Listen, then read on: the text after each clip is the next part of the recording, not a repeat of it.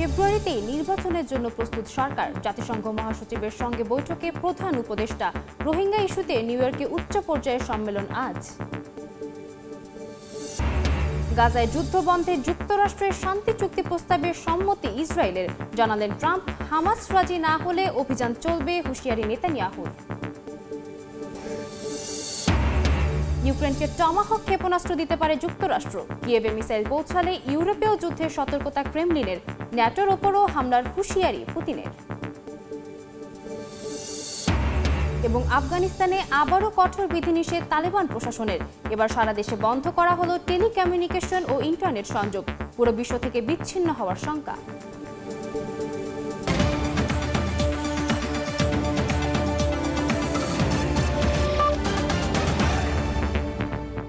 আন্তর্জাতিক সময়ের সঙ্গে আছি আমি সাদিয়া তাসনিম। জাতিসংঘ মহাসচিবের সঙ্গে বৈঠকে ফেব্রুয়ারিতে নির্বাচনের প্রস্তুতির কথা পুনর্ব্যক্ত করলেন প্রধান উপদেষ্টা ডক্টর মোহাম্মদ ইউনূস। এ সময় বাংলাদেশের গণতান্ত্রিক উত্তরণে পূর্ণ সমর্থন ও সংহতি জানান আন্তোনিও গুতেরেস। এর আগে রবার্ট এফ কেনেডি হিউম্যান রাইটসের সদস্যদের সঙ্গে বৈঠকে ডক্টর ইউনূস বলেন, নির্বাচন বানচাল করতে আন্তর্জাতিক কয়েকটি মহল অর্থ বিনিয়োগ করছে। নিউ ইয়র্ক থেকে হাসানুজ্জামান সাকির রিপোর্ট।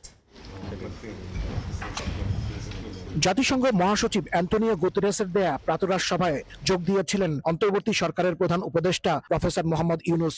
সোমবার জাতিসংঘ সদর দফতরে মহাসচিবের সঙ্গে বৈঠক করেন সরকার প্রধান। তাদের মধ্যে নির্বাচন, সংস্কার ও রোহিঙ্গা সংকট নিয়ে আলোচনা হয়। আগামী ফেব্রুয়ারিতে বাংলাদেশে নির্বাচনের প্রস্তুতির কথা পুনর্ব্যক্ত করে প্রধান উপদেষ্টা গুতেরেসের সমর্থন চান। এ সময় বাংলাদেশের গণতান্ত্রিক উত্তরণে পূর্ণ সমর্থন ও সংহতি জানিয়ে মহাসচিব বলেন, নির্বাচন ও সংস্কার কাজে সহায়তা দেবে জাতিসংঘ। উনি ইউএন সেক্রেটারি জেনারেলের সাপোর্ট চেয়েছেন আগামী ইলেকশন ফেব্রুয়ারি প্রথমার্ধে যে জেনারেল ইলেকশন হচ্ছে সেই বিষয়ে, এবং সেক্রেটারি জেনারেল অকুণ্ঠ চিত্তে জানিয়েছেন যে তারা বাংলাদেশের এই ডেমোক্রেটিক যে ট্রানজিশনে ফুললি তারা সাপোর্ট করছেন এবং সলিডারিটি ঘোষণা করেছেন। এর আগে সকালে রবার্ট এফ কেনেডি হিউম্যান রাইটসের প্রেসিডেন্ট ক্যারি কেনেডি সহ প্রধান উপদেষ্টার সঙ্গে সাক্ষাৎ করেন বিভিন্ন মানবাধিকার সংস্থার প্রধান। এ সময় আওয়ামী লীগ আমলে পাচার হওয়া অর্থ ফেরত আনতে মানবাধিকার সংস্থাগুলোর সহযোগিতা চান ডক্টর ইউনূস। বলেন, নির্বাচন বানচাল করতে আন্তর্জাতিক মহল অর্থ বিনিয়োগ করছে। পতিত স্বৈরাচার, তার দোসরগুলো এবং তাদের সাথে অ্যালাইড যারা ইন্টারন্যাশনাল ফোর্সেস আছে তারা মিলে একটা মানে খুবই ওয়েল অর্কেস্ট্রেটেড মুভ, যে এই ইলেকশনটাকে কিভাবে বানচাল করা যায়, এই ইলেকশনকে কিভাবে প্রশ্নবিদ্ধ করা যায়, এই বিষয়ে চিফ অ্যাডভাইজার সমস্ত ইন্টারন্যাশনাল যাদের সাথে বসেন তাদেরকেও এটা জানাচ্ছেন। এদিন জাতিসংঘের under secretary general rabab Fatima, Myanmar বিষয়ক বিশেষ দূত জুলি বিশপ, ইউনিসেফের নির্বাহী পরিচালক ক্যাথরিন রাসেল এবং ইউএনএইচসিআর এর হাই কমিশনার ফিলিপ্পো গ্র্যান্ডি প্রধান উপদেষ্টার সঙ্গে সৌজন্য সাক্ষাৎ করেন। অন্তর্বর্তী সরকারের প্রধান উপদেষ্টা ডক্টর মোহাম্মদ ইউনূস সব সময় বাংলাদেশের নির্বাচনের কথা বলে আসছেন, কিন্তু এই প্রথম তার কণ্ঠে শঙ্কা প্রকাশ পেল। খোদ সরকার প্রধান বললেন, নির্বাচন অনুষ্ঠানের ব্যাপারে এখনো অনেক চ্যালেঞ্জ বিদ্যমান এবং এ নিয়ে ষড়যন্ত্র চলছে। তবে তিনি আগামী ফেব্রুয়ারিতেই যে বাংলাদেশের নির্বাচন করতে চান তা আবারও ব্যর্থহীন কণ্ঠে বিশ্ব নেতাদের জানিয়েছেন। হাসানুজ্জামান সাকি, সময় সংবাদ, জাতিসংঘ সদর দপ্তর, নিউ ইয়র্ক, যুক্তরাষ্ট্র। নিউ ইয়র্কের রোহিঙ্গা বিষয়ক উচ্চ পর্যায়ের সম্মেলন আজ। রোহিঙ্গা সংকটের স্থায়ী সমাধানে বিশ্ব নেতাদের কাছে সুনির্দিষ্ট রোডম্যাপ চাইবেন প্রধান উপদেষ্টা ডক্টর মোহাম্মদ ইউনূস। সময় সংবাদে একথা জানিয়েছেন পররাষ্ট্র উপদেষ্টা। এদিকে অনুসন্ধানী প্রতিবেদনে রোহিঙ্গা মুসলমানদের ওপর মিয়ানমার জান্তা বাহিনীর দমন পীড়নের ভয়াবহ চিত্র তুলে ধরল জাতিসংঘ। নিউ ইয়র্ক থেকে হাসানুজ্জামান সাকির আরও একটি রিপোর্ট। বৈশ্বিক ও অভ্যন্তরীণ নানা সংকটের মধ্যেও 13 লাখ রোহিঙ্গাকে আশ্রয় দিয়েছে বাংলাদেশ। এতে পরিবেশগত ও সামাজিকভাবে বিপর্যয়ের সম্মুখীন দেশ। গত 8 বছরেও রোহিঙ্গা প্রত্যাবাসনের কোনো উদ্যোগ নেয়নি মিয়ানমার। এমন পরিস্থিতিতে মঙ্গলবার জাতিসংঘ সাধারণ পরিষদের 80তম অধিবেশনে প্রথমবার রোহিঙ্গা সংকট নিয়ে বড় পরিসরে উচ্চ পর্যায়ের আন্তর্জাতিক সম্মেলন অনুষ্ঠিত হচ্ছে, যেখানে অংশ নেবেন প্রধান উপদেষ্টা ডক্টর মোহাম্মদ ইউনূস সহ সফরসঙ্গী 6 রাজনৈতিক নেতাও। নিউ ইয়র্কে সময় সংবাদকে দেয়া সাক্ষাৎকারে পররাষ্ট্র উপদেষ্টা তৌহিদ হোসেন জানিয়েছেন, রোহিঙ্গাদের নিজ দেশে ফিরিয়ে নিতে বিশ্ব নেতাদের প্রতি জোরালো আহ্বান জানাবেন সরকার প্রধান। আমরা চাই যে রোহিঙ্গারা অধিকার এবং নিরাপত্তার সাথে তাদের দেশে ফেরত যাবে। কিন্তু জটিল একটা পরিস্থিতি, এই পরিস্থিতির মধ্যে কি করে আমরা একটা রোডম্যাপ খুঁজে পেতে পারি যে তাদেরকে দেশে ফেরত পাঠানোর। কালকে পাঠানো যাবে এটা আমরা বলছি না, কিন্তু রোডম্যাপ তো একটা আমাদের লাগবে। সেই দিকে আমরা লক্ষ্য করে অগ্রসর হওয়ার চেষ্টা করব। পররাষ্ট্র উপদেষ্টা বলেন, ফিলিস্তিনের গাজায় ইসরায়েলি আগ্রাসন, রাশিয়া ইউক্রেন যুদ্ধ এবং সুদানের পরিস্থিতির মধ্যে রোহিঙ্গা ইস্যুটি যেন আন্তর্জাতিক মনোযোগ না হারায় এ বিষয়ে সজাগ থাকবে বাংলাদেশ। সবসময় আমাদের উদ্দেশ্য হচ্ছে যে রোহিঙ্গা সমস্যাটা যেন কেউ ভুলে যেতে না পারে আন্তর্জাতিক সম্প্রদায়। এটা যেখানে যেখানে সম্ভব সবখানেই কিন্তু আমরা সেটাকে উল্লেখ করার চেষ্টা করি। আমরা চেষ্টা করবো যে আমরা যেটাকে যেভাবে দেখি সেটাকে যেন তারাও সেইভাবে দেখে। আমরা আশা করি যে অনেকখানি আমরা একমত হতে পারবো। এদিকে সম্মেলনের আগে সোমবার জাতিসংঘের উদ্যোগে পরিচালিত অনুসন্ধানী প্রতিবেদনে উঠে এসেছে রোহিঙ্গা মুসলমানদের উপর জাতিগত নিধনের ভয়াবহ চিত্র। প্রতিবেদনে বলা হয়, 2017 সালের আগস্টে রাখাইনে মিয়ানমার সেনাবাহিনী দমন অভিযান শুরু করলে লাখ লাখ রোহিঙ্গা ঘর বাড়ি ছেড়ে পালাতে বাধ্য হয়। এ সময় বাংলাদেশে আশ্রয় প্রার্থী রোহিঙ্গার ঢল নামে। রোহিঙ্গা সংকট সমাধানে দ্বিপাক্ষিক তো নয়, এমনকি জাতিসংঘের কোনো উদ্যোগও এখন পর্যন্ত কাজে আসেনি। এই অবস্থায় মঙ্গলবারের উচ্চ পর্যায়ের সম্মেলনে আলোচনা কতটুকু ফলপ্রসূ হয় রোহিঙ্গা সংকটের টেকসই সমাধানের বিষয়টি তার উপরই নির্ভর করছে। হাসানুজ্জামান সাকি, সময় সংবাদ, জাতিসংঘ সদর দপ্তর, নিউ ইয়র্ক। পরিকল্পিতভাবে রোহিঙ্গা গ্রাম গুড়িয়ে নিরাপত্তা ঘাঁটি করেছে মিয়ানমারের জান্তা সেনারা। জাতিসংঘের তদন্তে বেরিয়ে এসেছে এমন তথ্য। রিপোর্টে বলা হয়েছে, গ্রাম, মসজিদ, কবরস্থান থেকে শুরু করে জমি পর্যন্ত নিশ্চিহ্ন করা হয়েছে।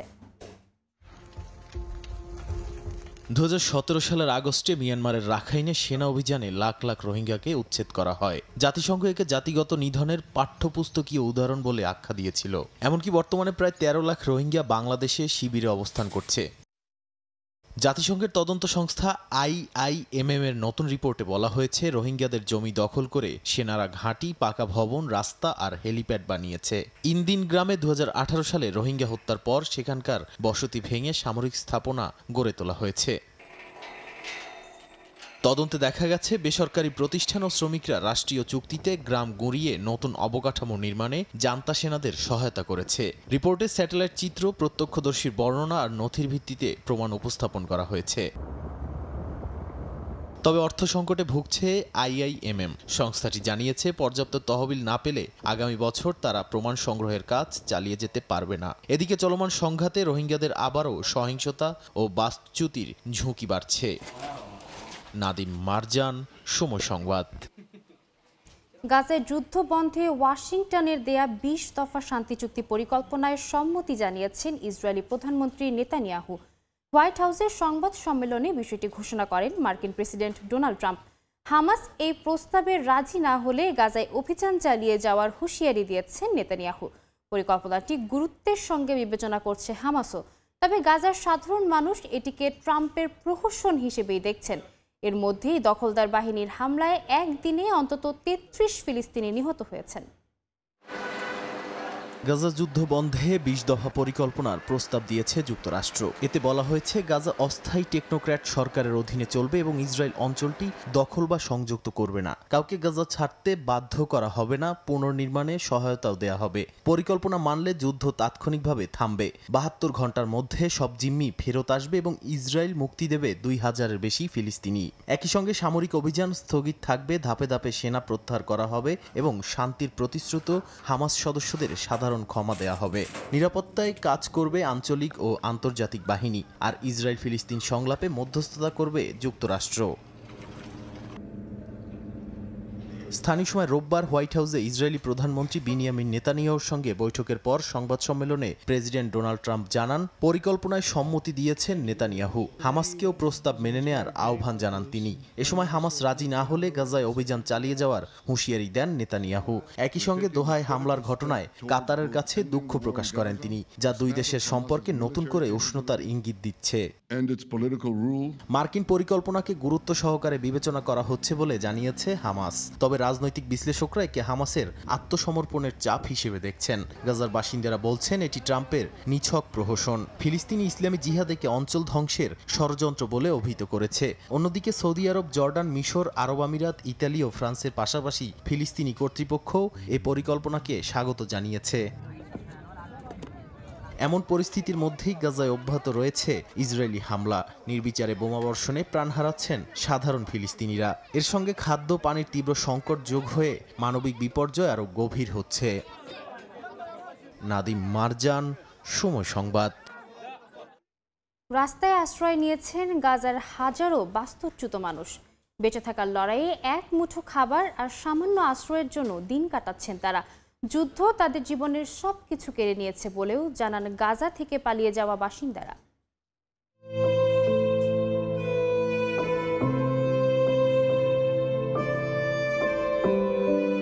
পরিবারের সদস্যদের মুখে এক মুঠো খাবার তুলে দিতে রাস্তায় বসেই বানাচ্ছেন রুটি।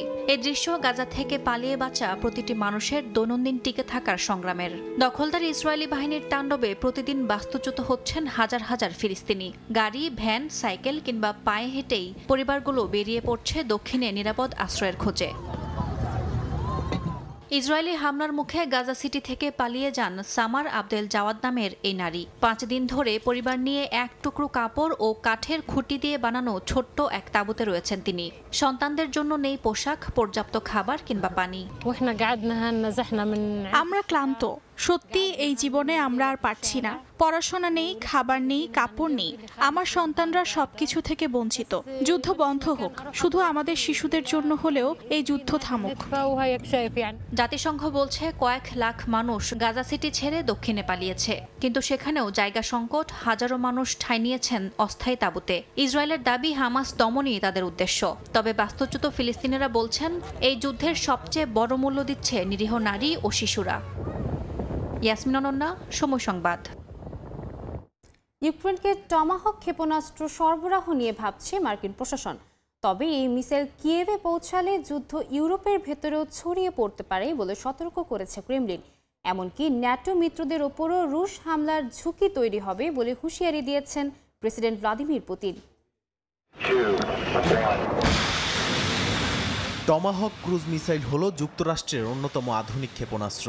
পাল্লা প্রায় 2500 কিলোমিটার। ইউক্রেন থেকে ছোঁড়া হলে সহজেই মস্কো ও রাশিয়ার অন্যান্য শহরে আঘাত আনতে সক্ষম হবে। সামরিক বিশেষজ্ঞরা বলছেন যুদ্ধক্ষেত্রে এটি রাশিয়ার লজিস্টিক ও বিমান ঘাঁটির উপর সরাসরি হুমকি তৈরি করবে। এ প্রস্তাব ঘিরে ওয়াশিংটনে মতবিরোধ দেখা দিয়েছে। রিপাবলিকানদের একটি বিরোধী অংশের মতে সরাসরি অস্ত্র সরবরাহ ন্যাটোকে যুদ্ধে জড়িয়ে দিতে পারে। অন্যদিকে ইউক্রেনপন্থী কংগ্রেসম্যানরা বলছেন দীর্ঘ পাল্লার অস্ত্র না পেলে কিয়েভ রাশিয়ার হামলা প্রতিহত করতে পারবে না। এ বিষয়ে ভাইস প্রেসিডেন্ট জেডি ভ্যান্স জানান চূড়ান্ত সিদ্ধান্ত ট্রাম্পই নেবেন। তবে ইউক্রেন চাইছে যুক্তরাষ্ট্র সরাসরি না দিয়ে প্রথমে ইউরোপীয় মিত্র দেশগুলোর কাছে টমাহক বিক্রি করুক, যাতে সেখান থেকে মিসাইল ইউক্রেনে পৌঁছায়। এই পরিকল্পনায় ক্ষুব্ধ রাশিয়া। ক্রেমলিন মুখপাত্র দিমিত্রি পেসকভ বলেন টমাহক পেলেও যুদ্ধের ভাগ্য বদলাবে না, বরং কিয়েভ আরও বিপদে পড়বে। পুতিন হুঁশিয়ারি দিয়ে বলেন যদি পশ্চিমা মিসাইল দিয়ে রাশিয়ার গভীরে হামলা হয়, ইউরোপীয় সামরিক ঘাঁটিও রাশিয়ার পাল্টা আঘাতের লক্ষ্যবস্তু হতে পারে। বিশ্লেষকরা বলছেন ইউক্রেনকে টমাহক দেওয়া মানে রেড লাইন অতিক্রম করা। এতে যুদ্ধ সীমান্তের মধ্যে সীমাবদ্ধ থাকবে না, ন্যাটো মিত্রদের উপরও রুশ হামলার ঝুঁকি তৈরি হবে। ইউরোপের নিরাপত্তা চ্যালেঞ্জ আরও জটিল হয়ে উঠবে। নাদিম মারজান, সময় সংবাদ। প্রত্যন্ত অঞ্চল কিংবা দ্বীপাঞ্চলে যেখানে বড় বিদ্যুৎ কেন্দ্র নির্মাণ সম্ভব নয়, সেখানে ভাসমান পরমাণু বিদ্যুৎ কেন্দ্র চালু করছে রাশিয়া। ছোট আকারের এসব পারমাণবিক চুল্লি নিরাপদ ও পরিবেশ বান্ধব জ্বালানি সরবরাহের নতুন সম্ভাবনা তৈরি করছে বলে জানালেন রাশিয়ার পরমাণু শক্তি সংস্থা রোসাটমের বিশেষজ্ঞরা। রাশিয়ার মস্কো থেকে ফিরে ওমর ইনানের রিপোর্ট।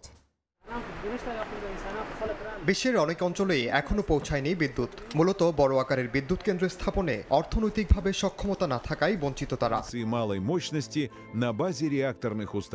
এ অবস্থায় রাশিয়ার তৈরি ছোট পারমাণবিক বিদ্যুৎ কেন্দ্র বা এসএমআর হতে পারে অন্যতম ভরসা।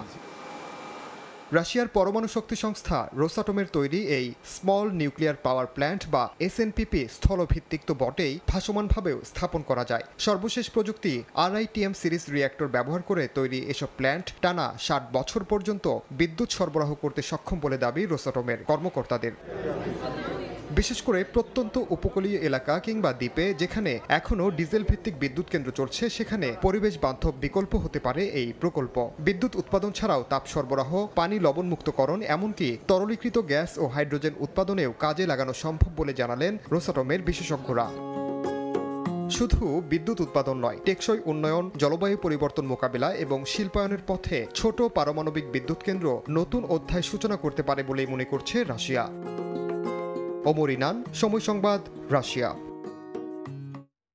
ইরান ও রাশিয়ার মধ্যে স্বাক্ষরিত $25 বিলিয়ন পরমাণু চুক্তিকে নতুন কৌশলগত মাইলফলক হিসেবে দেখছেন বিশ্লেষকরা। এই চুক্তির অধীনে ইরানের দক্ষিণাঞ্চলে 4টি পারমাণবিক বিদ্যুৎ কেন্দ্র নির্মাণ করা হবে। দেশীয় ও আন্তর্জাতিক প্রকল্প মিলিয়ে 20,000 মেগাওয়াট বিদ্যুৎ উৎপাদন তেহরানের লক্ষ্য। এই চুক্তিকে শান্তিপূর্ণ পারমাণবিক সহযোগিতার প্রতি দুই দেশের প্রতিশ্রুতির প্রতিফলন হিসেবে দেখা হচ্ছে। একই সঙ্গে বিশ্লেষকরা বলছেন, ইরান বর্তমানে নিজেকে প্রযুক্তি গ্রহীতা নয়, বরং পারমাণবিক শিল্পে উদীয়মান শক্তি হিসেবে প্রতিষ্ঠা করতে চাইছে। গেল শুক্রবার রাশিয়ার মস্কোতে অনুষ্ঠিত পারমাণবিক শিল্প প্রদর্শনী ওয়ার্ল্ড অ্যাটমিক উইক 2025-এ আরও একবার নিজেদের উপস্থিতির জানান দিল ইরান। দেশটির হরমোজগান প্রদেশের সিরিক শহরে 4টি পারমাণবিক বিদ্যুৎ ইউনিট নির্মাণে ইরানের হরমুজ কোম্পানি ও রাশিয়ার রাষ্ট্রায়ত্ত পারমাণবিক শক্তি সংস্থা রোসাটমের মধ্যে চুক্তি হয়। রাশিয়ার সঙ্গে $25 বিলিয়ন এই ঐতিহাসিক চুক্তির আওতায় সিরিক শহরে 500 হেক্টর জায়গায় এই 4টি নতুন ইউনিট নির্মিত হবে। প্রতিটি ইউনিট 1250 মেগাওয়াট বিদ্যুৎ উৎপাদন ক্ষমতা নিয়ে প্রায় 5000 মেগাওয়াট জাতীয় গ্রিডে যুক্ত করবে। পরমাণু চুক্তি লঙ্ঘনের অভিযোগে ইরানের ওপর স্ন্যাপব্যাক নিষেধাজ্ঞার মধ্যেই এই চুক্তি সই হয়। তেহরান মস্কোর এই চুক্তিকে মাইলফলক হিসেবে দেখছেন বিশ্লেষকরা। তাদের মতে এর আগে বুশের পারমাণবিক কেন্দ্র থেকে শুরু হওয়া দীর্ঘমেয়াদী অংশীদারিত্বে মস্কোর ওপর আস্থা বেড়েছে তেহরানের। ব্যাপক বিদ্যুৎ ঘাটতিতে ভুগতে থাকা ইরানে বর্তমানে বুশের শহরে একটিমাত্র পারমাণবিক বিদ্যুৎ কেন্দ্র চালু রয়েছে। এটিও রাশিয়ার তৈরি, যার উৎপাদন ক্ষমতা 1000 মেগাওয়াট, যা ইরানের বিদ্যুতের চাহিদার তুলনায় অনেক কম। ইরানের হরমুজ পারমাণবিক বিদ্যুৎ কেন্দ্র পুরোপুরি দেশীয় প্রকৌশলীদের দ্বারা নির্মাণাধীন। 5000 মেগাওয়াট ক্ষমতার এই কেন্দ্রকে হরমুজগান উপকূলে নতুন অর্থনৈতিক উন্নয়নের চালিকা শক্তি হিসেবে দেখা হচ্ছে। ইরানের পরমাণু শক্তি সংস্থা বলছে, সব মিলে 20,000 মেগাওয়াট পারমাণবিক বিদ্যুৎ উৎপাদন তেহরানের লক্ষ্য। পশ্চিমা চাপ ও প্রযুক্তিগত অবরোধ সত্ত্বেও আন্তর্জাতিক অঙ্গনে বৈধ ও শান্তিপূর্ণ পারমাণবিক সহযোগিতা অব্যাহত রাখতে দৃঢ় প্রতিজ্ঞাবদ্ধ তেহরান মস্কো। এই প্রেক্ষাপটে রাশিয়ার অংশীদারিত্বকে দীর্ঘমেয়াদী ও কৌশলগত বিনিয়োগ হিসেবে তুলে ধরা হয়েছে। বিশ্লেষকরা বলছেন, আন্তর্জাতিক প্রদর্শনীতে অংশ নিয়ে ইরান এখন নিজেকে প্রযুক্তি গ্রহীতা নয়, বরং পারমাণবিক শিল্পে উদীয়মান শক্তি হিসেবে নিজেকে প্রতিষ্ঠা করতে চাইছে। রাইসা জান্নাত, সময় সংবাদ। আফগানিস্তানে আবারও কঠোর বিধিনিষেধ তালেবান প্রশাসনের। এবার সারা দেশে টেলিকমিউনিকেশন ও ইন্টারনেট সংযোগ একযোগে বন্ধ করে দিয়েছে দেশটির সরকার। এতে দেশজুড়ে ইন্টারনেট সহ ফোন সেবা পুরোপুরি বিচ্ছিন্ন হয়ে পড়েছে। হঠাৎ করে রাজধানী কাবুল সহ দেশজুড়ে সব ধরনের টেলিফোন, মোবাইল, ইন্টারনেট এবং স্যাটেলাইট টিভি পরিষেবা বন্ধ করে দিয়েছে আফগানিস্তানের তালেবান সরকার। স্থানীয় সময় সোমবার বিকেল 5টার দিকে ফাইবার অপটিক লাইন কেটে দেওয়ার পর থেকেই শুরু হয় অচলাবস্থা। ব্যাংকিং থেকে ব্যবসায়িক সেবা সবকিছুই থমকে যাবে বলে আশঙ্কা করা হচ্ছে। গণমাধ্যম AFP জানিয়েছে, তাদের কাবুল অফিসের সঙ্গে যোগাযোগ সম্পূর্ণ বিচ্ছিন্ন। ইন্টারনেট নজরদারি সংস্থা নেটব্লকস জানিয়েছে, ধাপে ধাপে সংযোগ বিচ্ছিন্ন করার পর মঙ্গলবার ভোরের মধ্যেই দেশজুড়ে সম্পূর্ণ ব্ল্যাকআউট তৈরি হয়। কিছুদিন ধরে আফগানিস্তানের বিভিন্ন প্রদেশে ধীরগতির ইন্টারনেট কিংবা সম্পূর্ণ সংযোগহীনতার অভিযোগ পাওয়া যাচ্ছিল। তালেবান সরকার জানিয়েছিল বিকল্প ব্যবস্থা নেওয়া হবে, তবে সে ব্যাপারে কোনো বিস্তারিত ব্যাখ্যা আসেনি। টেলিযোগাযোগ বিচ্ছিন্ন হওয়ায় কাবুল বিমানবন্দর থেকে শুরু করে অভ্যন্তরীণ পরিবহন ও প্রশাসনিক কার্যক্রমও ব্যাহত হচ্ছে। ব্যবসায়িক মহল মনে করছে দীর্ঘমেয়াদে এই অবস্থা চলতে থাকলে আফগান অর্থনীতি স্থবির হয়ে পড়বে। 2021 সালে ক্ষমতায় ফেরার পর থেকেই তালেবান একের পর এক বিধিনিষেধ আরোপ করে আসছে। নারীদের শিক্ষা, কর্মক্ষেত্র ও সামাজিক ভূমিকা ক্রমশ সংকুচিত করা হয়েছে। এই মাসের শুরুতেই বিশ্ববিদ্যালয় থেকে নারী লেখকের বই সরিয়ে দেওয়া হয়, সঙ্গে মানবাধিকার ও যৌন হয়রানি বিষয়ক পাঠ্য বাতিল করা হয়েছে। সর্বশেষ ইন্টারনেট ব্যবস্থা বন্ধ হয়ে দেশটি আরও গভীর অচলাবস্থার দিকে এগোচ্ছে বলে শঙ্কা বিশেষজ্ঞদের। ইয়াসিন মোহাম্মদ জিসান, সময় সংবাদ। আন্তর্জাতিক সময় আরও থাকছে। সিরিয়ার সাবেক প্রেসিডেন্ট আসাদের বিরুদ্ধে গ্রেফতারি পরোয়ানা জারি। দেশটির সরকারি কর্মচারীদের বেতন দিতে প্রায় $9 কোটি সহায়তার ঘোষণা কাতার ও সৌদির।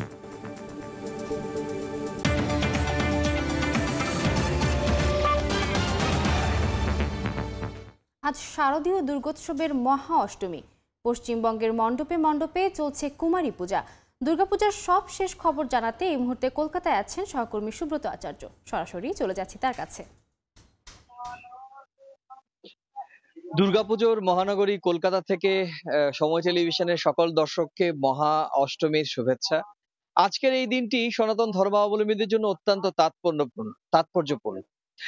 আজকের দিনেই অষ্টমীর 24 মিনিট এবং নবমীর 24 মিনিট এই সন্ধিক্ষণে সন্ধি পুজো হয় এবং এই সন্ধি পুজো অর্থাৎ এই সময়েই দেবী দুর্গা মর্তে এসে মহিষাসুর কে বধ করেছিলেন, অর্থাৎ এই দুষ্টের দমন করে সৃষ্টের পালন করেছিলেন। এই স্বাভাবিকভাবেই আজকের এই পুজোর যে 4 দিনের যে ধর্মীয় রীতি, এই রীতির মধ্যে এই মহাষ্টমীর পুজো এবং মহাষ্টমী এবং নবমীর মাঝখানের যে 24 মিনিটের যে সন্ধি পুজো, এইটি আজকের পুজোর এই শারদীয় দুর্গা উৎসবের বলতে পারেন যে প্রধান মাহাত্ম্য এবং আকর্ষণ।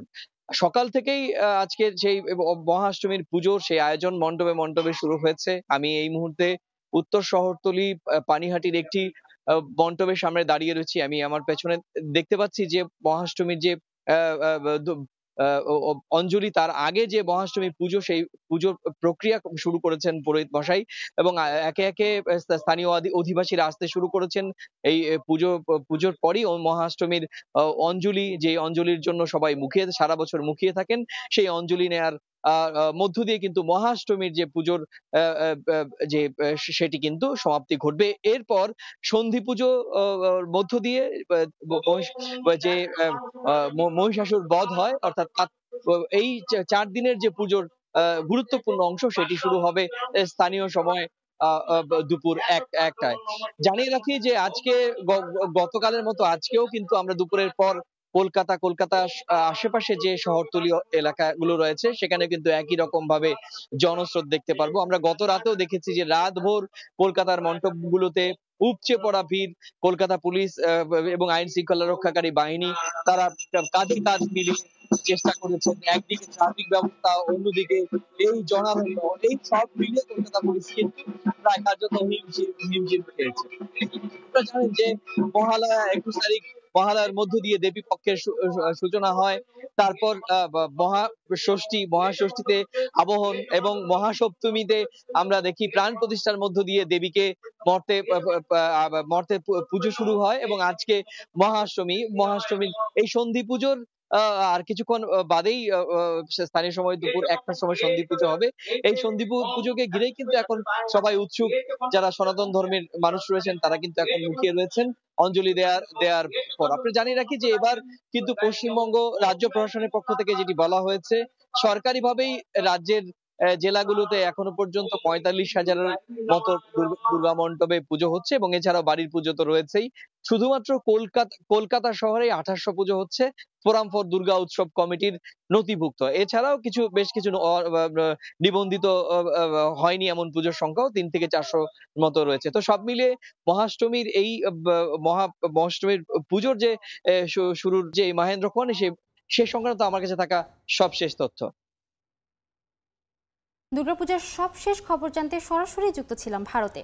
যুক্তরাষ্ট্রে অচলাবস্থা তৈরি হলে গণহারে কর্মী ছাঁটাই হবে বলে জানিয়েছে হোয়াইট হাউস। মঙ্গলবারের মধ্যে তহবিল বরাদ্দে দুই দলের আইন প্রণেতারা সমঝোতায় পৌঁছাতে না পারলে অর্থশূন্যতায় পড়বে দেশটির সরকার। এজন্য যুক্তরাষ্ট্রের প্রেসিডেন্ট ডোনাল্ড ট্রাম্পকেই দায়ী করছেন বিশ্লেষকরা।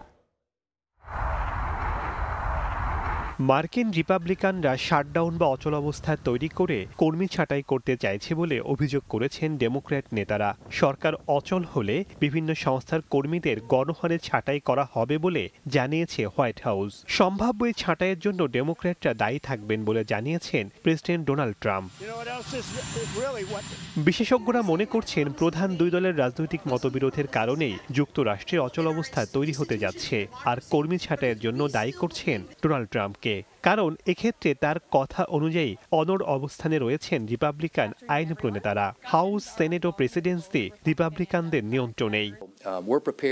Senate majority leader John Thune গণমাধ্যমকে দেয়া সাক্ষাৎকারে বলেছেন, ডেমোক্র্যাটদের স্বাস্থ্যসেবা বিষয়ক দাবিগুলো সম্পূর্ণরূপে অযৌক্তিক এবং সেগুলোর কোনো গুরুত্ব নেই। সেনেট মাইনরিটি লিডার চাক শুমার বলেছেন, ছাঁটাইয়ের হুমকি দিয়ে ভয় দেখাতে চাচ্ছেন ট্রাম্প প্রশাসন।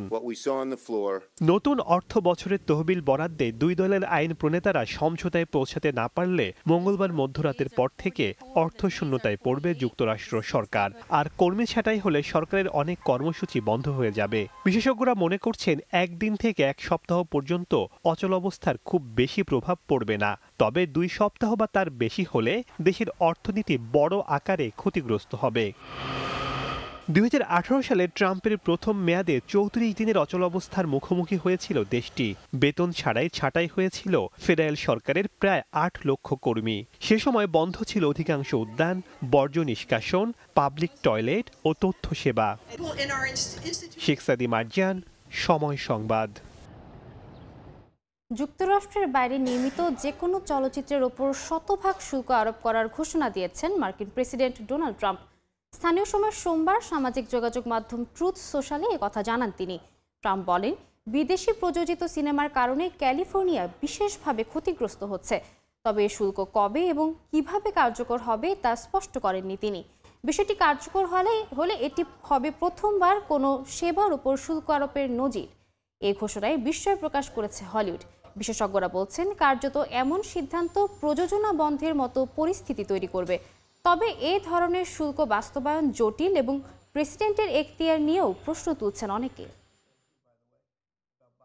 ভোটের মাঠে কথার লড়াই চালিয়ে যাচ্ছেন ডেমোক্র্যাট প্রার্থী জোহরান মামদানি।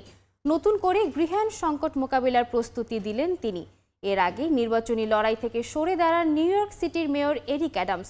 ঘুষের অভিযোগ ও প্রচারণা অর্থায়নের সমস্যাকে কারণ হিসেবে ধরা হচ্ছে। স্থানীয় সময় রোববার নিজের প্রার্থিতা প্রত্যাহার করেছেন নিউ ইয়র্কের বর্তমান মেয়র এরিক অ্যাডামস। ফেডারেল ঘুষ মামলার অভিযোগ, প্রচারণা অর্থায়নের সমস্যা এবং জনপ্রিয়তার ঘাটতিকেই কারণ হিসেবে দেখছেন অনেকে। এদিকে অ্যাডামস সরে গেলেও শহরের বাস্তবতা বদলায়নি বলে ম্যানহাটনে এক সংবাদ সম্মেলনে দাবি করেছেন ডেমোক্র্যাট প্রার্থী জোহরান মামদানি। স্থানীয় সময় সোমবার তিনি আরো বলেন, যারা নিউ ইয়র্কে ভাড়া মেটাতে হিমশিম খাচ্ছে তাদের জন্য তিনি লড়াই করবেন। মামদানির প্রচারণার মূল বিষয় হবে ভাড়া কমানো, সার্বজনীন চাইল্ড কেয়ার এবং 2 লাখ সাশ্রয়ী বাসস্থান নির্মাণ। মামদানি সাবেক গভর্নরকেও কটাক্ষ করে বলেন, গৃহহীনতা রাজনৈতিক সিদ্ধান্তের ফল। ধনী দাতাদের করমুক্ত রাখার জন্য নেয়া সিদ্ধান্তই আজকের ভাড়া সংকট ও গৃহহীনতার জন্য দায়ী। নাদিম মারজান, সময় সংবাদ। আন্তর্জাতিক সময় আরও থাকছে। যুক্তরাষ্ট্রের সঙ্গে চলমান উত্তেজনার মধ্যে ভেনেজুয়েলায় জরুরি আইন। দেশজুড়ে সেনা মোতায়েন আর সীমান্ত বন্ধ করার মতো ক্ষমতা পাচ্ছেন মাদুরো। সিরিয়ার সাবেক প্রেসিডেন্ট বাশার আল আসাদের বিরুদ্ধে গ্রেফতারি পরোয়ানা জারি হয়েছে। দেশটির সরকারি কর্মচারীদের বেতন পরিশোধের জন্য প্রায় $9 কোটি অর্থ সহায়তা দিচ্ছে কাতার ও সৌদি আরব। এ নিয়ে যুদ্ধবিধ্বস্ত দেশটি পুনর্গঠনে $1000 কোটি সহায়তার প্রতিশ্রুতি দিল উপসাগরীয় দেশগুলো। বাশার আল আসাদের পতনের পর সিরিয়ার সঙ্গে মধ্যপ্রাচ্য থেকে শুরু করে ইউরোপ পর্যন্ত কূটনৈতিক সম্পর্ক জোরদারের চেষ্টা করছেন দেশটির নতুন প্রেসিডেন্ট আহমেদ আল শারা। তার এই তৎপরতার অংশ হিসেবে সরকারি কার্যক্রম স্বাভাবিকভাবে সম্পন্ন করতে পাশে দাঁড়িয়েছে কাতার ও সৌদি আরব। দেশটির সরকারি কর্মচারীদের বেতন দিতে প্রায় $9 কোটি বরাদ্দ দিয়েছে মধ্যপ্রাচ্যের এই দুই দেশ। জাতিসংঘ উন্নয়ন কর্মসূচির সঙ্গে যৌথভাবে এই অর্থ 3 মাসের আংশিক বেতন ও জনসেবায় ব্যয় হবে। একই সময়ে দোহা আজারবাইজানি গ্যাস আমদানিতে সহায়তা করছে, যাতে বিদ্যুৎ সংকট কমে। আসাদ পরবর্তী রাজনৈতিক রূপান্তরের অংশ হিসেবে প্রেসিডেন্ট আহমেদ আল শারার নেতৃত্বে প্রথম পার্লামেন্ট গঠনের ঘোষণা এসেছে। আগামী 5 অক্টোবর 210 আসনে 2/3 সদস্য নির্বাচনী কলেজ থেকে এবং বাকি 1/3 সরাসরি নিয়োগ দেবেন শারা। তবে এই প্রক্রিয়া নিয়ে অন্তর্ভুক্তি ও সংখ্যালঘু অংশগ্রহণে বিতর্ক দেখা দিয়েছে। অন্যদিকে সাবেক প্রেসিডেন্ট আসাদের বিরুদ্ধে গ্রেফতারি পরোয়ানা জারি করেছে দামেস্কের আদালত। আসাদের বিরুদ্ধে পূর্ব পরিকল্পিত হত্যা, নির্যাতনে মৃত্যু এবং স্বাধীনতা হরণের অভিযোগে মামলা হয়েছে। এই গ্রেফতারি পরোয়ানা ইন্টারপোলে সহযোগিতা নেওয়ার দরজা খুলে দিয়েছে। আসাদকে বিচারের মুখোমুখি করা এখন অনেকটাই নির্ভর করবে বৈশ্বিক রাজনৈতিক সদিচ্ছার ওপর। মালিহা সুহরওয়ার্দী, সময় সংবাদ। যুক্তরাষ্ট্রের সঙ্গে চলমান উত্তেজনার মধ্যে জরুরি আইনে সই করলেন ভেনেজুয়েলার প্রেসিডেন্ট নিকোলাস মাদুরো। নতুন এই আইন তাকে দিচ্ছে বিশেষ নিরাপত্তা ক্ষমতা, দেশজুড়ে সেনা মোতায়েন থেকে শুরু করে সীমান্ত বন্ধ করে দেওয়ার ক্ষমতা পর্যন্ত। যুক্তরাষ্ট্রের সঙ্গে চলমান উত্তেজনার মধ্যে জরুরি আইনে সই করলেন ভেনেজুয়েলার প্রেসিডেন্ট নিকোলাস মাদুরো। কারাকাসের জনসমাবেশে ভাইস প্রেসিডেন্ট ডেলসি রদ্রিগেস জানান, যদি মার্কিন বাহিনী ভেনেজুয়েলায় হস্তক্ষেপ করে তবে সঙ্গে সঙ্গে কার্যকর হবে বাহ্যিক অশান্তি ডিক্রি। এই আইনের আওতায় সেনা, মিলিশিয়া ও আইনশৃঙ্খলা বাহিনী মিলে সামরিক নিয়ন্ত্রণ নেবে গুরুত্বপূর্ণ অবকাঠামো, তেল ও শিল্প খাতে। রদ্রিগেস যুক্তরাষ্ট্রকে অভিযুক্ত করেছেন জাতিসংঘ সনদ ভঙ্গের। তিনি মার্কিন পররাষ্ট্রমন্ত্রী মার্কো রুবিওকে যুদ্ধের উস্কানিদাতা বলে অভিহিত করেছেন। রদ্রিগেজের দাবি, এই ডিক্রি প্রেসিডেন্ট মাদুরোকে ভেনেজুয়েলা রক্ষার সাংবিধানিক ক্ষমতা দেবে। এর আগে দেশ জুড়ে শুরু হয় জাতীয় নাগরিক প্রতিরক্ষা মহড়া। সেনা, পুলিশ, দমকল, মিলিশিয়া ও বেসামরিক স্বেচ্ছাসেবীরা অংশ নেন এ মহড়ায়। স্কুল, হাসপাতাল, সাবওয়ে ও সরকারি ভবনে চলে জরুরি পরিস্থিতি মোকাবিলার অনুশীলন। প্রেসিডেন্ট মাদুরো বলেন, জনগণ, সেনা ও পুলিশের ঐক্যই ভেনেজুয়েলার আসল শক্তি। কারাকাসের মেয়র থেকে শুরু করে প্রেসিডেন্সিয়াল গার্ডের জেনারেলরা বলেন, মার্কিন চাপ যত বাড়বে ততই বাড়বে প্রশিক্ষণ ও প্রস্তুতি। নাদিম মারজান, সময় সংবাদ। জনসমক্ষে হাজির হয়ে বক্তব্য দেওয়ার একদিন পরই নেপালের ক্ষমতাচ্যুত সাবেক প্রধানমন্ত্রী কেপি শর্মা ওলির পাসপোর্ট জব্দ করা হয়েছে। সাবেক স্বরাষ্ট্রমন্ত্রী ও গোয়েন্দা প্রধানের বিরুদ্ধেও একই পদক্ষেপ নিয়েছে দেশটির সরকার। তাদের দেশ ত্যাগে নিষেধাজ্ঞা জারি করা হয়েছে। তদন্ত প্রক্রিয়ার জন্যই এমন সিদ্ধান্ত বলে জানিয়েছে দেশটির অন্তর্বর্তী সরকার। এমন পদক্ষেপকে রাজনৈতিক প্রতিশোধ আখ্যা দিয়েছে শর্মা ওলির দল। গণ অভ্যুত্থানের 3 সপ্তাহ পর গত শনিবার প্রথমবার জনসমক্ষে হাজির হন নেপালের ক্ষমতাচ্যুত সাবেক প্রধানমন্ত্রী কেপি শর্মা ওলি। অন্তর্বর্তীকালীন প্রধানমন্ত্রী সুশীলা কার্কির নেতৃত্বাধীন সরকারকে অসাংবিধানিক আখ্যা দিয়ে কড়া সমালোচনা করেন তিনি। ক্ষমতা হারালেও দেশেই থাকার ঘোষণাও দেন। ওলির জনসমক্ষে আসার একদিন পরই তার বিরুদ্ধে পদক্ষেপ নিল নেপালের অন্তর্বর্তী সরকার। নেপালের গণমাধ্যমগুলো বলছে, গত 8 ও 9 সেপ্টেম্বরে জেনজিদের বিক্ষোভে 75 জন নিহত হওয়ার ঘটনায় উচ্চ পর্যায়ের তদন্ত শুরু করেছে অন্তর্বর্তী সরকার। কমিশনের সদস্য বিজ্ঞানরাজ শর্মা জানান, তদন্ত প্রক্রিয়ার জন্য এই 5 জনকে দেশে থাকতে হবে। তাদের শুধু দেশ ছাড়াই নয়, কাঠমান্ডু থেকে বেরোনোর উপরও নিষেধাজ্ঞা দেওয়া হয়েছে। কমিশন প্রধান গৌরী বাহাদুর কার্কি জানান, তদন্ত সম্পন্নে অতিরিক্ত জনবলও চাওয়া হতে পারে। তবে ওলির দল CPN-UML এই পদক্ষেপকে রাজনৈতিক প্রতিশোধ আখ্যা দিয়েছে। ভক্তপুরে দলের স্থায়ী কমিটির বৈঠক থেকে এক বিবৃতিতে বলা হয়, এখনও তদন্ত শুরু হয়নি, অথচ পাসপোর্ট বাতিল করে মিডিয়া ট্রায়াল করা হচ্ছে। ইয়াসিন মোহাম্মদ জিসান, সময় সংবাদ।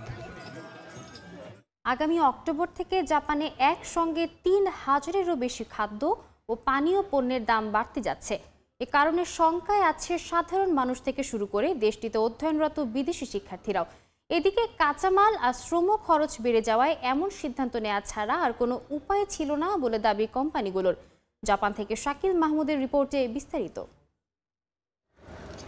জাপানের খাদ্যপণ্যের বাজারে এবার বাড়ছে অস্থিরতা। ৩,০০০-এর বেশি পণ্যের দাম বাড়ানোর সিদ্ধান্ত নিয়েছে স্থানীয় ব্যবসা প্রতিষ্ঠানগুলো। আগামী মাস থেকেই এই সিদ্ধান্ত কার্যকর হবে বলে জানা গেছে। প্রায় ৬ মাস পর এত বড় পরিসরে একসঙ্গে এত বেশি পরিমাণ পণ্যের দাম বাড়ানো হচ্ছে।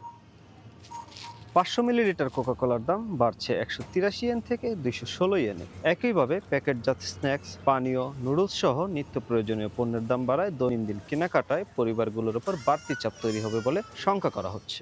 ঘন্টা প্রতি মজুরি কিছুটা বাড়বে, সেই খবরে আমরা কিছুটা স্বস্তিতে থাকলেও সাথে সাথে সকল পণ্যের দাম বাড়বে বলে আমরা শুনেছি। চালের বাজার মূল্য উল্লেখযোগ্যভাবে বেড়ে যাওয়ায় চালের তৈরি পণ্য এর বাইরে নয়। জাপানি ঐতিহ্যবাহী খাবার মোচি ও সাকের দামও অক্টোবর থেকে বাড়ছে। বিশেষজ্ঞদের মতে কৃষি খাতে উৎপাদন খরচ বাড়তে থাকায় এই প্রবণতা দীর্ঘস্থায়ী হতে পারে। একই সঙ্গে অক্টোবর মাসে শেষ হয়ে যাচ্ছে বিদ্যুৎ ও গ্যাস বিলের সরকারি ভর্তুকি। গত ৩ মাসে এই সহায়তায় পরিবারগুলো কিছুটা হলেও স্বস্তি দিয়েছিল। এবার সেই সুযোগও বন্ধ হয়ে যাওয়ায় মাসিক খরচ আরও বেড়ে যাবে। যদিও অক্টোবর থেকে ঘন্টা প্রতি ন্যূনতম মজুরি বাড়ছে ৬৩ ইয়েন। বেতন বাড়লেও তা মুদ্রাস্ফীতির চাপে কার্যত মানুষের হাতে বেতন পৌঁছানোর আগেই শেষ হয়ে যাচ্ছে বলে অভিযোগ স্থানীয়দের। আমার মনে হয় যদি দাম বৃদ্ধির হার মজুরি বৃদ্ধির হারের চেয়ে বেশি হয় তাহলে জীবনযাত্রা আরো কঠিন হয়ে পড়বে।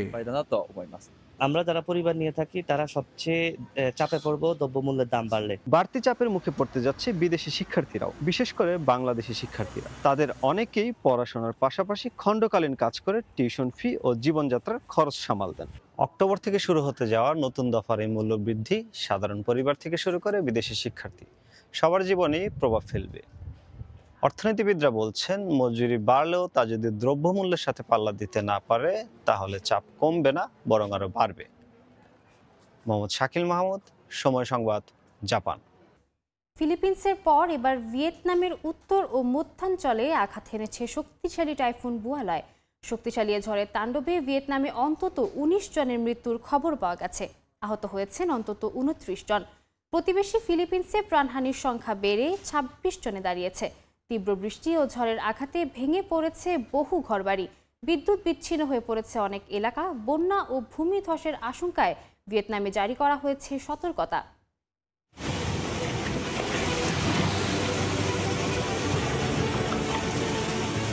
ফিলিপিন্সে তাণ্ডবের পর স্থানীয় সময় সোমবার ভোররাতে ভিয়েতনাম উপকূলে আঘাত হানে শক্তিশালী টাইফুন বুয়ালয়। ঝড়ের আঘাতে লণ্ডভণ্ড হয়ে যায় সবকিছু। ঝড়ের প্রভাবে ভারী বৃষ্টিতে তলিয়ে গেছে শহরের রাস্তাঘাট, ভেঙে পড়ে বহু ঘরবাড়ি, বিচ্ছিন্ন হয়ে গেছে বিদ্যুৎ ও ইন্টারনেট সেবা। ভিয়েতনামের উত্তর মধ্যাঞ্চলের হা তিন প্রদেশে ঘূর্ণিঝড় বুয়ালয়ের প্রভাবে বেশ কয়েকজনের প্রাণহানির খবর পাওয়া গেছে। আকস্মিক বন্যায় পানিবন্দী হয়ে পড়েছেন বহু মানুষ। ক্ষতিগ্রস্ত এলাকায় চলছে ত্রাণ ও উদ্ধার কার্যক্রম। উপকূলের প্রায় ৩০,০০০ বাসিন্দাকে নিরাপদ স্থানে সরিয়ে নেওয়া হয়েছে। ৪টি কেন্দ্রীয় বিমানবন্দর বন্ধ থাকায় বাতিল করা হয় কয়েকশো ফ্লাইট। ঝড়ের প্রভাবে ভারী বৃষ্টিতে আকস্মিক বন্যা ও ভূমিধসের ঝুঁকি দেখা দেয় থানহুয়া, নঘেয়ান ও হা তিন প্রদেশের পশ্চিমাঞ্চলে বিশেষ সতর্কতা জারি করা হয়েছে। বুয়ালয় বা ঝড় নং ১০ দ্রুতগতিতে চলমান একটি ঝড় হিসেবে রেকর্ড তৈরি করেছে। মাত্র ২ দিনে ১,০০০ কিলোমিটার অতিক্রম করে এটি দেশের উত্তর ও মধ্যাঞ্চলে সরাসরি আঘাত হানে, যা ধীরে ধীরে দুর্বল হয়ে গভীর নিম্নচাপে পরিণত হতে পারে বলে জানিয়েছে ভিয়েতনামের আবহাওয়া বিভাগ। এর আগে প্রতিবেশী ফিলিপিন্সের উপকূলে আঘাত হানে শক্তিশালী টাইফুন বুয়ালয়। ঝড়ের আঘাতে ভেঙে পড়ে গাছপালা ও বাড়িঘর। ক্ষয়ক্ষতির পাশাপাশি বেশ কয়েকজনের প্রাণহানির খবর পাওয়া গেছে।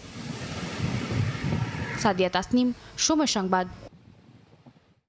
ভয়াবহ বন্যার কবলে স্পেনের ভ্যালেন্সিয়া, কাতালোনিয়া ও আরাগন অঞ্চল। সোমবার প্রবল বৃষ্টি শুরু হলে বন্যা পরিস্থিতির সৃষ্টি হয়। ভ্যালেন্সিয়ার আলাইদা শহরে খাল উপচে রাস্তাঘাট ডুবে গেছে। উপকূলে রেড অ্যালার্ট জারি রয়েছে। ৬০টিরও বেশি এলাকায় শিক্ষা প্রতিষ্ঠান বন্ধ রাখা হয়েছে। এতে প্রায় ২৫,০০০ শিক্ষার্থী ভুক্তভোগী, পানিবন্দী বহু পরিবার। রেলপথে বিলম্ব, মেট্রো সেবা সীমিতকরণ ও সড়ক বন্ধ থাকায় যোগাযোগ ব্যাহত হচ্ছে। একই অবস্থা কাতালোনিয়া ও আরাগন অঞ্চলেও।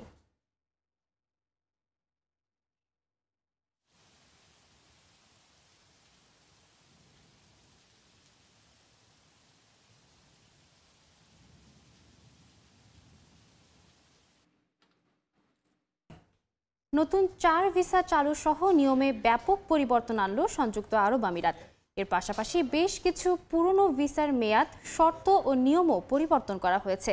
দেশটির পরিচয়, নাগরিকত্ব শুল্ক ও বন্দর নিরাপত্তা বিভাগ আইসিপি জানায়, এই পদক্ষেপের প্রধান উদ্দেশ্য হল বিশ্বজুড়ে থাকা মেধাবী মানুষ, বিশেষজ্ঞ এবং ব্যবসায়ীদের আমিরাতের প্রতি আকৃষ্ট করা।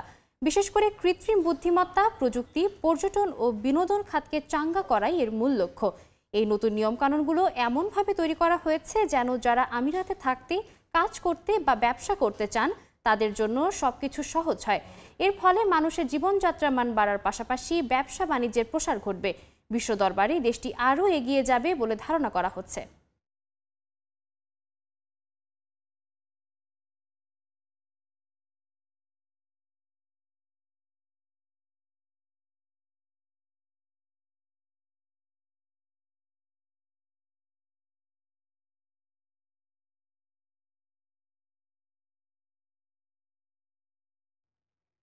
আন্তর্জাতিক সময়ের শীর্ষ সংবাদগুলো জানিয়ে দিচ্ছে আরেকবার।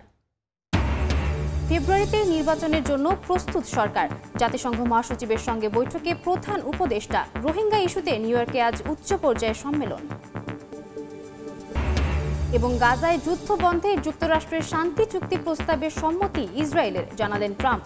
হামাস রাজি না হলে অভিযান চলবে, হুঁশিয়ারি নেতানিয়াহুর।